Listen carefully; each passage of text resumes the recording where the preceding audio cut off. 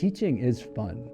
Teaching is, and I'll risk this word, teaching is sacred. There's a specialness to what we're doing together.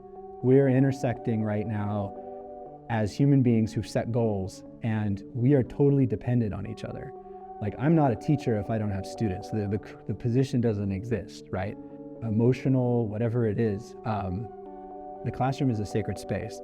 Coming to decide that this would be my career was an evolution that constantly surprised me. It wasn't something I set out to do. It wasn't even something I thought I could accomplish. I got married very young. My wife and I were in, just blue collar jobs, happy in Colorado. We were making good money. We had community. We were ready to start a family. When we decided to go to school, it was by invitation of a friend and really some affirmation. It was like them getting into our lives and saying, you should go to college. You should go to college. I started as a TA. So I was a grad student and was given my own 20 freshman students in a composition class. I was probably 6 years older than them. And so the first hurdles, the first challenges were just of my own making. They're like, I felt I had to maintain a certain posture as a professor, right? And so demanding people were on time, responding more punitively than I should to certain behaviors in the class. It meant that we were more behavioral with each other rather than a community of learners. Looking back on my life, there's several teachers who stand out. My high school teacher, Miss Ledenig, was fierce in how she graded her work, as well as open to how we would engage that work. So that's useful for me because I don't do the first part because it definitely was punitive, but I definitely do the second part just because of the agency it awoke in me. Dara Perales, who still teaches at MiraCosta, she showed me how to teach through activity, which now as I teach, for me it manifests as games. There was a math teacher who taught math theory, and he unlocked logic for me.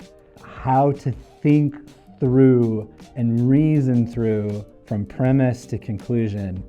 That's such a skill that I bring that to my class as well. I want my students to see that writing is hard, absolutely, there's a process we can follow, but when you want to share something with someone else, who is that person and what are the steps that you need to lay out so they get from where they are to where you are so that you share that understanding.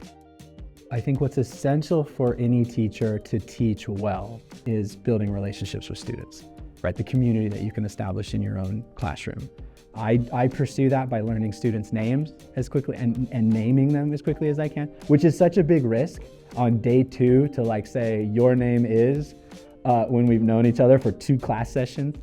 Students walk out of that class after I've done that bodily differently, right? Like their posture is different. Like they have been seen by me and they know that I see them. Students are going to describe me as a mixture of having a relaxed presence, but also being very firm about expectations. So my class is one of a heavy workload, but we're chill together, right? The heavy workload is really just a complex project broken down into a series of steps that are intended to stack on each other. If students get into that and start taking those steps, they realize that the task is doable. But I walk us through some wonky, dense, probably annoying topics and text. So I think I have that reputation also of being, a little idiosyncratic, a little weird. I asked my freshman level composition class, I said, okay, next class, I would like this favor.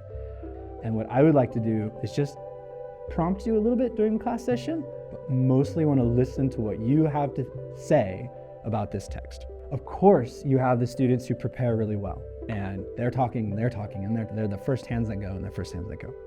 And then you have the students that rarely talk. Because I wasn't talking, and there was enough space, those students start to contribute their ideas. And for 1 or 2 of them, it's the first time we really heard them in that space, and we're pretty deep into the semester. So seeing students step in like that is probably my favorite thing. So I have looked at my professor. I don't do that anymore. It It's either inflates my ego or it devastates me. So there's no value for me to go check that. I love teaching at a community college. I taught for a little while at university, Cal State San Marcos. It's fun teaching at university, you have all the resources and all the things. But community college, who you meet, how different groups mix in your classes, the sense that we really are a community and we're serving our community. I draw a lot of personal value from that. If there is something beyond teaching for me, it's going to be in serving communities, whether that's locally, given all of the needs that we know exist, houseless people, food scarcity, childcare, whatever that might be, or if it's something more global or international, all the need that's around the world, right? I have no idea what skill sets I have to bring to that kind of stuff because I'm such a teacher, but if there is something next, that's where I would want to go, like further into serving communities.